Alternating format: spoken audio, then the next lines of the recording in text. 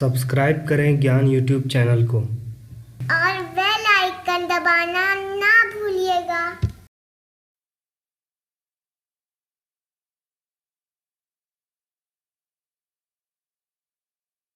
नमस्ते दोस्तों, स्वागत है आपका ज्ञान यूट्यूब चैनल पर। इस वीडियो में मैं आपको नंबर थ्योरी का एक और क्वेश्चन बताऊंगा और ये जो सवाल है वो लीनियर डायोफंटाइन इक्वेशन से संबंधित है। तो सवाल है कि हमें जनरल सॉल्यूशन निकालना है 311x माइनस 112y बराबर 73। तो सॉल्यूशन है इसका गिवन इक्वेशन है दिया हुआ 311x माइनस 112y बराबर 73। अब ये जो इक्वेशन दिया हुआ है ये जो समीकरण दिया हुआ है उसको हम कंपेयर करेंगे लीनियर डायोफंटाइन इक्वेशन से। और हम जानते हैं कि जो लीनियर डायोफंटाइन इक्वेशन होता है वह होता है ax प्लस बी वाई बराबर सी। और इसी से हम ये जो इक्वेशन है हम 311x माइनस 112y बराबर 73 से हम उसको तुलना करेंगे। तो जहाँ a की जगह है 311, b की जगह है माइनस 112, यहाँ प्लस हो जाएगा और माइनस आ जाएगा ब्रैकेट में। तो माइनस b बराबर माइनस 112 और c जो है वो 73 है। अब जो GCD है 311 और 112 का, उस GCD हो जाएगा SCF हो जाएगा इन लोग का 1। तो जब 1 हो जाएगा तो अब हम देखेंगे कि ये जो इन लोगों का GCD है A और B का, क्या वो 73 को डिवाइड करता है। अगर वो डिवाइड कर देगा तो उसका सॉल्यूशन एग्जिस्ट करेगा। तो 1 तो 73 वो करता है डिवाइड, तो D डिवाइड C। तो इसका अर्थ हो गया कि ये जो तो इसका सॉल्यूशन एग्जिस्ट करता है। और ये जो आया सॉल्यूशन एग्जिस्ट करता है, ये एक थ्योरम से आया है। इसका आप ऊपर आई बटन पर क्लिक करके आप वो थ्योरम देख सकते हैं जाके। अब इक्वेशन 1 से, अब ये जो इक्वेशन 1 है 311x माइनस 112y बराबर 73 हो गया, 112y हो गया 311x माइनस 73। अब ये जो 112 है, आप इस 112 को इस 311 को डिवाइड कर दीजिए तो हो जाएगा 2x इंटू 112 प्लस 87x। 87 यहाँ रिमाइंडर बचेगा। अब उसी तरह 112 है, अब 73 से डिवाइड कर दिए, 73 से आप डिवाइड कीजिए तो एक बार में आप कीजिए माइनस 112 इंटू 1 प्लस 39 हो गया। तो अब ये जो 112 है इसको इससे भाग दे दीजिए, 2x इंटू 112 को भाग दे देगा। और ये जो 112 है इसके आप भाग दे दीजिए तो हो जाएगा 2x माइनस 1 हो जाएगा, यहाँ से हो गया। अब ये जो बचा, ये जो शेष बचा 187x प्लस 112 और प्लस 39, ये तो भाग नहीं दे रहा है तो ये बच गया, अलग से बच गया। और इसी को हम इक्वेशन 2 मान लेंगे। और ये जो बचा 87x प्लस माइनस प्लस 39 भाग 112, ये जो बचा इसी को हम y1 मान लेंगे। तो y1 हो गया। तो इसी तरह 112 इधर आ जाएगा, फिर इसी तरह आप इधर LHS और RHS की तरफ ले जाएंगे तो बचेगा x, जो बचेगा वो बराबर बचेगा 112 y1 माइनस 39 भाग दे देंगे 87 से। इसी को इक्वेशन 3 मान लेंगे। अब यहाँ पर आप क्या करना है, अब फिर उसी तरह ये जो 87 है आप फिर उसी तरह इस 112 को पर भाग दीजिए तो क्या होगा, 1 इंटू 87, 1 इंटू 87 प्लस 25 रिमाइंडर बचेगा तो प्लस 25 y1 हो गया माइनस। अब ये जो है 87 को 39 से भाग दीजिए तो वो जाएगा, एक बार में जाएगा तो माइनस 1 इंटू 87 प्लस 48, इतना हो गया, प्लस 48 हो गया। अब ये जो 87 है आप इसको भाग दीजिए 87 तो बचेगा y1, और ये जो 87 आप इसको भाग दीजिए 1 इंटू 87 से तो बचेगा -1।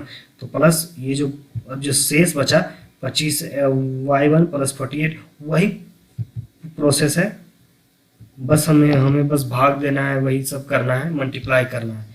इसके अलावा कुछ ज़्यादा तो मिल नहीं रहा है। और जो थ्योरम जो बोला है उसी से काम कर रहे हैं हम लोग। तो आगे बढ़ते हैं।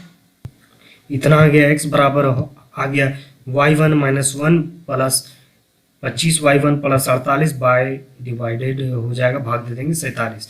अब ये जो आया, जब ये आप एक ध्यान दीजिएगा, जब ये यहाँ पर x रहेगा तो ये जो बचेगा, ये जो टर्म बचेगा इतना जो गोला मैंने किया है उसको x1 मान लेंगे, तभी तो आप निकाल पाएंगे जनरल सॉल्यूशन इसका। इसीलिए तो ये हम इसीलिए मानते हैं ताकि वो जो इक्वेशन है वो छोटा हो जाए। तो इसको x1 मान लेंगे, x1 हो जाएगा 25y1 प्लस 48 बराबर 87। अब ये जो इक्वेशन है वो भी देखने में काफ़ी लंबा लग रहा है। अब ये जो x1 है, अब हमें इसको y1 के फॉर्म जो आया है y1, तो इसको हम y1 के फिर जब x1 हो जाएगा तो अब y1 में निकालिए, यहाँ से जो दूसरा वेरिएबल है y1 उसको अब आप फिर अलग कीजिए। हर प्रोसेस में ये हर प्रोसेस में चलता जाएगा, इसलिए चलता जाएगा ताकि इक्वेशन छोटा बन जाएगा। और जब इक्वेशन छोटा बन जाएगा तब आप x और y का वैल्यू आराम से निकाल सकते हैं। तो आप इसी तरह कीजिए, y1 बराबर हो गया बराबर हो जाएगा 87, x1 माइनस 48 फिर 25। फिर आप इन दोनों को 87 को 25 से भाग दीजिए और 48 को 25 से भाग दीजिए। 25 इंटू 3 इंटू x1 हो जाएगा, प्लस बचेगा रिमाइंडर 12। फिर उसी तरह 50 को 2 बार में भाग दीजिए तो -2 इंटू 25 प्लस 2 बचेगा, तो भाग दे देंगे तो y1 हो गया इतना। अब आगे बढ़ते हैं। अब ये जो 25 है, आप इस 25 को इससे डिवाइड कीजिए और ये जो 25 है इससे डिवाइड कीजिए, तो आपको आखिर में मिलेगा 3x1 minus 2 plus 12x1 plus 2 divided by 25। तो इतना ये जो 12x1 प्लस 2 और भाग दे देंगे 25 से, उसको हम मान लेंगे, उसको हम मान लेंगे। हमने y1 तो मान लिया है, और जो उधर था और ये यहाँ पर था